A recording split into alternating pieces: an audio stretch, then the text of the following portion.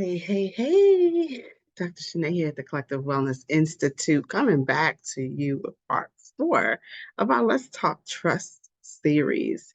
I am apologetic about the delay of this particular contribution. I took a vacation. I took a mini vacation and it totally threw my schedule off. But we will conclude on time on this Friday with the last section. So listen, I've been talking about trust, specifically because when working with couples where trust has been breached, oftentimes they really don't know how to embark upon rebuilding trust, challenged with understanding elements essential to trust. And it's an important, very common, but important topic to explore. So, in the parts prior, part one, two, and three, I addressed honesty and integrity, reliability, open communication, accountability, consistency, vulnerability, and competence. Yes, competence. Today I'm going to talk about support and encouragement, mutual goals, and values. Okay.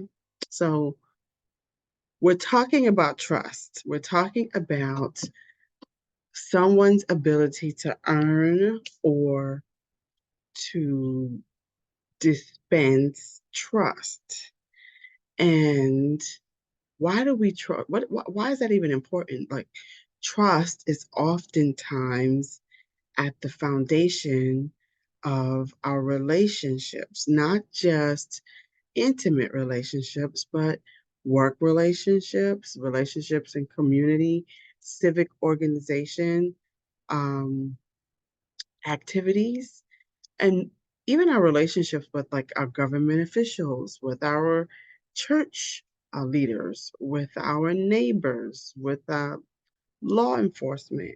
When law enforcement shows up, you want to trust that they will be there to aid you and ensure the protection and welfare of you and your family. That is a completely different topic. I'm not going to go down that road, but there have been instances where the trust that various communities have had in law enforcement has been deteriorated.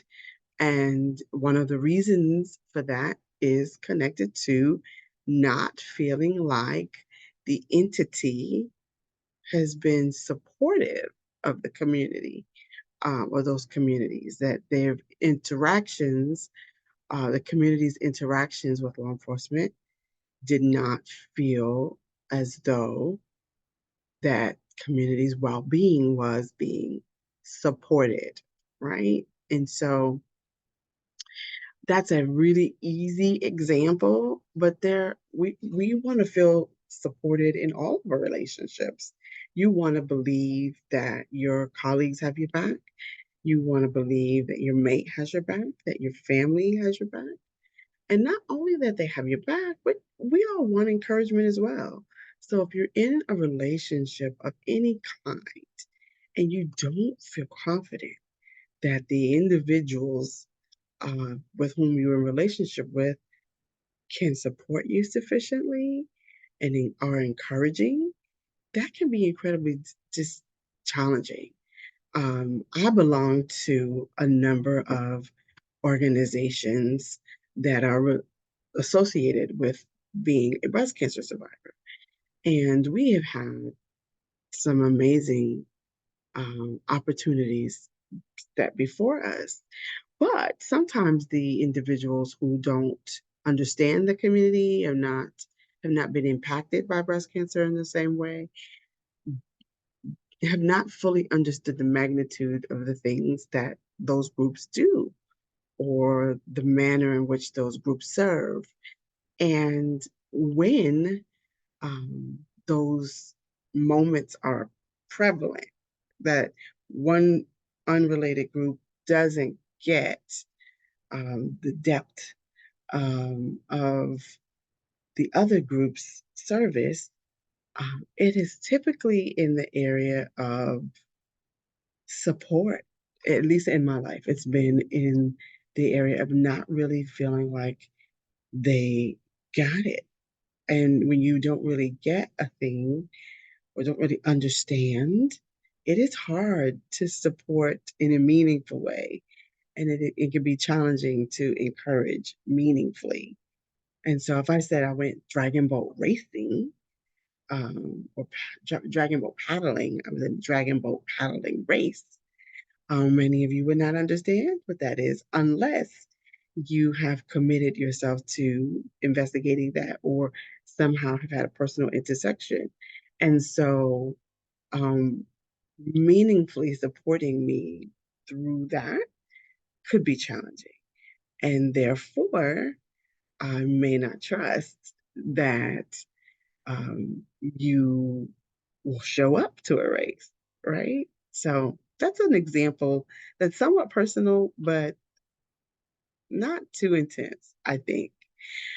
At the end of the day, if we want to earn trust or we're looking to share or give trust, it's important to consider whether or not support and encouragement are major ingredients for you. I've gone over a lot of um, elements. They're, they will mean different things to different people, and some elements will be more important to some than others. But it's necessary to have the conversation because we're talking about trust very globally, but we don't all mean the same thing, right? So, moving along, the other topic, or the other element, I should say, mutual goals and values. If we go back to the groups that I belong to, the Pink Dragon Ladies and Sisters Network, our mutual goals are related to breast cancer survival, right? They're related to that. And so because we are all connected to that community and we all are invested in that community, I trust that these ladies will show up in meaningful ways when it pertains to that goal alignment, right? Now, we can all share alignment in the space of breast cancer survival and not necessarily have the same values.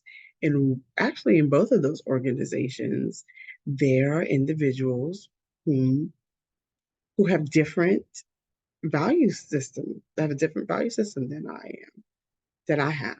Um, and so in other situations, I may not trust that they will show up in the same way. Example, I am a Christian and um, I am married to a pastor. And so it could be that um, we are very comfortable going into churches with Sisters Network, right? And because one of Sisters Network's initiatives are excuse me, one of Sisters Network initiative is to go into churches and to spread the information about the organization and help increase the prevalence of screening in the African American community. And why is that? Because historically speaking, African American women have been largely located in churches. However, there are individuals who belong to the organization who are not Christian. And so we don't necessarily anticipate that they will fully participate in that activity. It doesn't mean that they won't, but we don't necessarily expect them to. There's no expectation to do so. And their trust in us and our trust in them is probably not built on that value, but it is largely built on our mutual goal, right? So if you look at your relationships, when you have mutual goals and values, it helps to fortify trust between you and those individuals with whom you share goals and values. I hope I'm being clear with this. I've used some personal examples to highlight that you can be in relationship without all the things being in place. But when those things are in place, they can increase your trust with each other, with someone else. So that is it for today. I am going to top out and get my day going. But part five, the final conclusion, excuse me, this is itching. The final conclusion is going to talk about fairness and equality, empathy, and understanding. We're going to close out with those elements and we'll see what happens. We'll see what the next topic is for us to discuss. I'm thinking vulnerability, but we'll see. All right. Well, you all have a great day. Once again, this is Dr. Shanae here at the Collective Wellness Institute, and we've been talking about trust. This is part four. Stay tuned for part five.